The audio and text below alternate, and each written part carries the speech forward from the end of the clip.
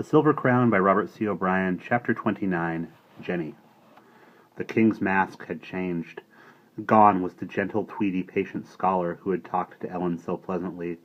The new mask was cold anger, and the blue eyes were chips of ice. He sat on the gold-covered throne in a stark black robe, and the black crown lay on the table beside him. The fat man and Brother Michael stood by the throne awaiting orders. Captain Julio, Ellen, and Otto waited in silence to hear their fate. The golden door was closed. The machine master was hidden. The machine, Ellen thought, was angry. Or can a machine be angry? At any rate, it had decided that the king was to be angry. "You," he said to Captain Julio, in a brittle British voice, as hard as a knife edge, "have failed again. You have let the crown slip away. We will deal with you later." And at his instruction, Brother Michael summoned 2 guards, and Captain Julio was led away to the underground dungeon. His sinister face was dark and grim. Ellen did not feel sorry for him.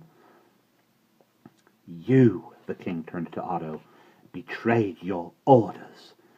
You," the king said to Ellen, "will never see the Silver Crown again. Both of you are to undergo complete reconditioning at maximum force on the big screen. Unfortunately," but the cold voice contained no regret, "this will be rather painful, and it will result in a total loss of both memory and personality. You will know and remember only what we teach you. You will be what we create. But since neither of you knows the whereabouts of the Silver Crown, your memory is no longer of any consequence. We will now get you properly and permanently in tune. As for the crown, we will, of course, capture it and the girl." In that, Ellen thought sadly, he was probably right. Before they had begun the slow march back to the castle, Captain Julio had dispatched half his men, 20 in all, to capture Jenny. And she was sure more had been sent since. Evidently they had failed so far, but Jenny was just one frightened girl against so many. What chance had she? Where could she go? And on the march, Otto had tried to explain to Ellen. "They told me the king was my father," he said miserably. "They told me the crown was his and that someone had stolen it.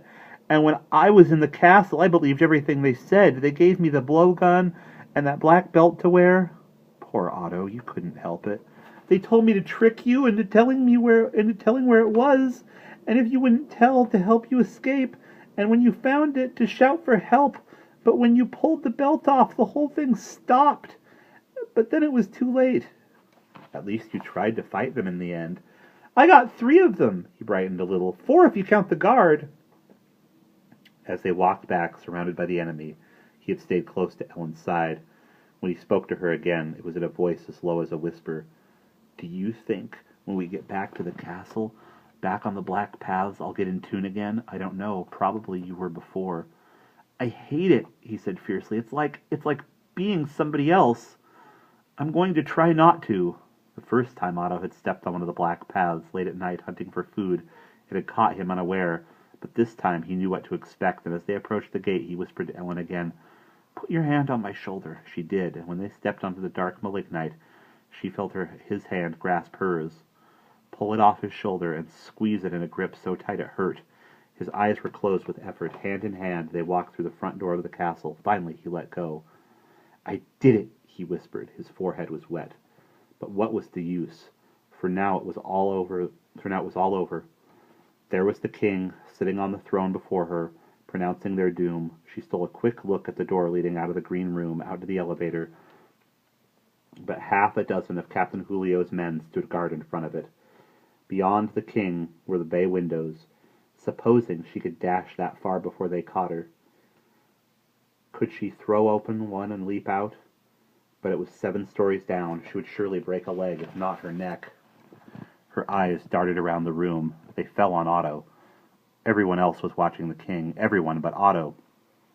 He was bent over, hidden behind the bulk of the fat man, and staring at the carpet near the golden door.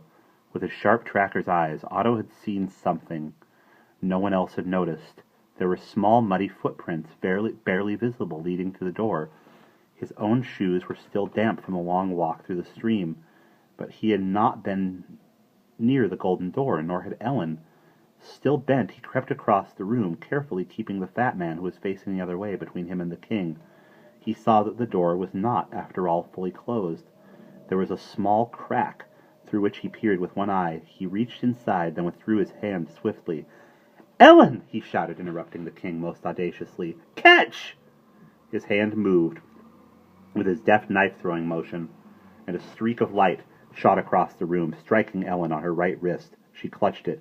It was the silver crown, and now its blue stones flashed with a fierce brilliance that dazzled the eyes of everyone in the room. Ellen stared at it. Then, with a poise and dignity she did not feel, she placed it on her head. Walking in her most queen-like manner, she crossed the room, opened the golden door wide, and put both hands on the great globe. "From now on," she said, "everyone in this castle will do exactly what I say." And at her feet, half hidden under the machine, Jenny rubbed her eyes and sat up. "There was no air in here," she said. "I guess I fainted dead away." And that's the end of chapter 29.